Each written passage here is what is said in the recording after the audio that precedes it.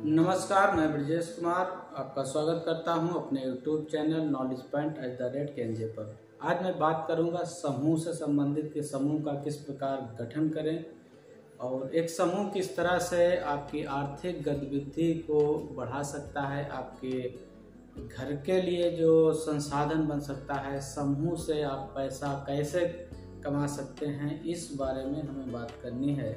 गांव में अक्सर हम देखते हैं, जब भी जाते हैं समूह के लोगों से बात करते हैं तो जो समूह का कॉन्सेप्ट था, जो सरकार की मंशा थी, वो कॉन्सेप्ट कहीं न कहीं लोगों की अपनी स्वार्थता के कारण, अपने निजी स्वार्थ के कारण वो समूह का जो उद्देश्य था वो कहीं गायब हो गया है। क्योंकि बहुत सारे समूह बनाए गए थे, समूह की जो मंशा थी, जो समूह सरकार जिस उद्देश्य से समूह बनाना चाहती थी, लोगों ने बहुत सारी मंशा को ख़त्म कर दिया और हर गांव में 8-10 समूह बने थे, लेकिन कोई भी समूह सक्रिय नहीं रहा। लोगों ने जो भी अनुदान मिला या बैंक से ऋण मिला समूह को, तो वो ऋण लोगों ने आपस में बांट लिए और अपनी ज़रूरतों के हिसाब से उसे खर्च कर लिया, उसे वापस नहीं किया। तो ये हुआ कि सारे के सारे समूह बंद हो गए। लेकिन मैं एक अलग तरीके से, नए सिरे से बताना चाहता हूँ कि समूह से आप अपना घर चला सकते हैं, समूह से आप अपना एक बड़ा सपना पूर्ण कर सकते हैं। अगर आप समूह गठन करना चाहते हैं, खासकर जो NRLM है, राष्ट्रीय ग्रामीण आजीविका मिशन के तहत ये समूह का गठन होता है। आपके गांव में जो BC ये समूह सखी होती हैं, उनके माध्यम से समूह का गठन होता है। वैसे तो कई यूट्यूबर ये भी बताते हैं कि ऑनलाइन समूह का गठन या ऑनलाइन अप्लाई कर सकते हैं, लेकिन सबसे बेहतर तरीका वही है कि ऑफलाइन समूह का गठन समूह सखी के माध्यम से करवाएं। तो पहले आप ये जान लें कि आप समूह का गठन करेंगे क्यों और कौन लोग समूह में होंगे। समूह का उद्देश्य जो था सरकार का, वो था कि महिलाओं की जो आर्थिक स्थिति है उसको मजबूत करना, महिलाओं को समूह में आगे बढ़ाकर उनको समाज में अग्रणी बनाना, उनको समाज के बारे में जानकारी, जब समूह से जुड़ेंगी, अपनी गतिविधियों से जुड़ेंगी, तब वो समाज में निकलेंगी। और महिलाएं भी एक तरह से उद्यमी ही होती हैं, बहुत सारा घर का काम महिलाएं करती हैं। तो इस तरह की महिलाएं जो BPL कैटेगरी की हैं, समूह गठन के लिए हम बात कर रहे हैं, BPL कैटेगरी की हैं और एक जैसी सोच रखने वाली महिलाएं। कई बार ये हुआ कि समूह में महिलाएं तो जोड़ तोड़ के इधर उधर से बहुत सारी महिलाएं आ गईं, 10 से 15 हो गई और ज़्यादा हो गई। लेकिन हुआ यही कि जो चालाक महिलाएं थीं, उन्होंने अपने स्वार्थ को पूरा किया और समूह को बायकॉट कर दिया। तो समूह का हमें मकसद लेके चलना है कि हमें अपनी आर्थिक स्थिति मजबूत करनी है, क्योंकि समूह के माध्यम से सरकार आपका सहयोग करेगी, बैंक आपका सहयोग करेगी, आपकी अपनी बचत अपने काम आएगी। BPL कैटेगरी की महिलाएं जो इच्छुक हैं कुछ भी काम करने के लिए, चाहे वो खेती का काम हो, घरेलू कोई काम हो सकता है, बकरी पालन का काम हो सकता है, दूध डेयरी का काम हो सकता है, सिलाई कढ़ाई का काम हो सकता है, अगरबत्ती का काम हो सकता है, मोमबत्ती का काम हो सकता है, बिजली की झालर बनाने का काम हो सकता है, बल्ब बनाने का काम हो सकता है।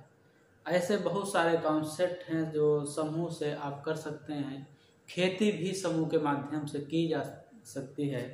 तो हमें एक विचारधारा, एक जैसे लोगों की, जो एक विचारधारा की महिलाएं हैं, उनको इकट्ठा करना होगा और बात करनी होगी कि समूह गठन करके हम अपने आर्थिक उन्नति को कैसे और ऊपर तक ले जाएं, आर्थिक स्थिति को कैसे हम बेहतर बनाएं। तो इसके लिए सबसे पहले आप एक जैसी सोच वाले लोगों को इकट्ठा करिए, जो सरकार की मंशा है, और फैसला लीजिए कि हम समूह क्यों गठन कर रहे हैं, या ऐसे ही किसी के दबाव में समूह गठन कर रहे हैं। तो ऐसा समूह गठन करने का कोई फ़ायदा नहीं है, क्योंकि बहुत सारे समूह पहले भी गठित हो चुके हैं, महिलाओं ने समूह गठित किए, सीसीएल तक समूह पहुंचा, लोगों ने मिल बांट कर पैसे ले लिए, अपने व्यक्तिगत कार्यों में खर्च कर लिए और समूह बंद हो गया। तो जब भी समूह गठन करें तो एक जैसी महिलाओं, एक जैसी सोच वाली, एक लक्ष्य लेकर चलने वाले लोगों को एक साथ जोड़ें। कम से कम समूह गठन के लिए 10 महिलाएं होनी चाहिए, 15 भी हो सकती हैं। समूह ये तय करेगा कि उसकी मासिक बचत कितनी होगी। पहले तो ये होता था कि चलो भाई 10 रुपये कम से कम न्यूनतम बचत महीने की हो, लेकिन काफ़ी समय बदल गया है। 10 रुपये बहुत ज़्यादा नहीं है। आप लोग थोड़ा सोचेंगे तो कम से कम मेरे हिसाब से 100 रुपये मासिक बचत प्रति सदस्य होनी चाहिए। जब बैंक में खाता खोले कम से कम बैंक में भी 1000-1500 रुपये महीना पहुँचे, क्योंकि यही बैंक आपके क्रियाकलाप देख के, आपकी बचत देख के, आपकी लगन देख के आपको एक बड़ा लोन बाद में देगी। तो पहले प्लानिंग करें, समूह का गठन करें और निश्चित करें कि हमें समूह के तहत करना किस काम को है। और समूह में जो भी सहायता मिले, जो प्रथम सहायता मिलती है समूह के लिए, वो 3 महीने बाद एक 1500 से 2500 की धनराशि मिलती है, जिसे SRF बोलते हैं। तो 1500 रुपये से समूह के लिए दरी है, रजिस्टर है, एक बक्सा है, ताला है, ये सारी चीज़ें खरीदने के लिए समूह को दिया जाता है। उसके बाद 6 महीने बाद जो रिवॉल्विंग फंड जारी होता है 15,000 रुपये का, वो आपको मिलेगा छोटा सा उद्यम करने के लिए।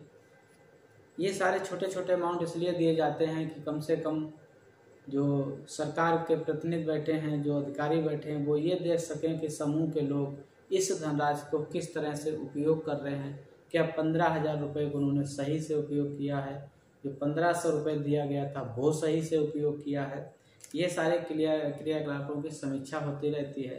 बाद में जो CCL होता है, CIF होता है, तो CIF 1,10,000 रुपये ब्लॉक से मिलता है। ये सारे जब मिलेंगे आप समूह का गठन हो जाएगा, एक निश्चित अवधि बीत जाएगी, समूह का बैंक से लिंक करा दिया जाएगा, समूह की नियमित बैठक, मासिक बैठक बराबर होती रहेगी। समूह एक अपनी नियमावली बनाएगा कि समूह में किस सदस्य को रखा जाएगा, किसी सदस्य को बाहर कैसे किया जाएगा, समूह के अध्यक्ष, कोषाध्यक्ष और सचिव कौन लोग होंगे, क्या जो लोग इस पदाधिकारी बनाए जा रहे हैं वो ठीक हैं, ऐसे लोगों का समूह चयन करेगा। समूह की बचत है, किसी को व्यक्तिगत जरूरत के लिए अगर लेना है तो वो किस ब्याज पे समूह इस राशि को देगा किसी अपने सदस्य को, कब वो कैसे वापस करेगा, ये सारी बहुत सारे नियम समूह के, खुद ही समूह अपना नियम बनाता है। तो एक लंबा समय, जब 1 वर्ष बीत जाएगा आपको CCL मिल जाएगा। CCL में बैंक 6 लाख तक का आपको ऋण देती है समूह को, समूह के योजना को, समूह के प्लानिंग को, समूह के क्रियाकलाप को देखकर। लेकिन पैसा 6 लाख निकालते नहीं है, वो शुरू में 1.5 लाख रुपए आपको देगी। उस 1.5 लाख रुपए में आपको कुछ करके दिखाना होगा। अगर बैंक के लोगों को विश्वास होगा कि आप अच्छा कर सकते हैं, बेहतर कर सकते हैं, तब वो जो लिमिट जारी की है समूह ने वो आपको सारी दे देगा। तो समूह से हम अपनी आर्थिक स्थिति को ठीक कर सकते हैं, समूह से अपने जीवन यापन को बेहतर बना सकते हैं, समूह से हम उद्यम कर सकते हैं। तो समूह एक बहुत अच्छा विकल्प है, सरकार उसमें सहयोग करती है, ब्लॉक से आपको सहयोग मिलता है, बैंक से सहयोग मिलता है। तो आप ये निश्चित करें कि जो समूह खत्म हो गए उन्हें छोड़ दें, नए सिरे से समूह का गठन करें, नई नियमावली अपनी बनाएं, नया पदाधिकारी बनाएं और पूरा एक सिस्टम लेके चलें कि जिससे बेहतर रिजल्ट आपको भविष्य में मिल सके, समूह के में शामिल हर महिला की आर्थिक स्थिति ठीक हो सके, अपना कुछ रोजगार मिल सके। तो समूह में प्लानिंग करके आप बहुत बड़ा काम कर सकते हैं। बड़ी बड़ी कंपनियां जो होती हैं वो भी एक समूह का ही प्रारूप होती हैं। तो ये हमारा सुझाव है, हमारी राय है। और समूह आपका सहयोग करेगा, बैंक आपका सहयोग करेगा, ब्लॉक का सहयोग करेगा, सरकार आपका सहयोग करेगी। सिर्फ आपको ये बताना होगा कि हम समूह के अंदर ये काम ठीक से कर सकते हैं, हम करके दिखा सकते हैं। तो ये वीडियो कैसा लगा, आप हमारे चैनल को सब्सक्राइब कर लीजिएगा, वीडियो को शेयर कर सकते हैं। और कुछ अगर आपको जानकारी चाहिए तो आप उसे भी इस पर टिप्पणी में लिख सकते हैं। समूह को कई तरह के फंड मिलते हैं जिससे समूह की आर्थिक स्थिति बेहतर होती है। जब समूह की आर्थिक स्थिति बेहतर होगी तो समूह के सदस्यों की भी आर्थिक स्थिति बेहतर होगी।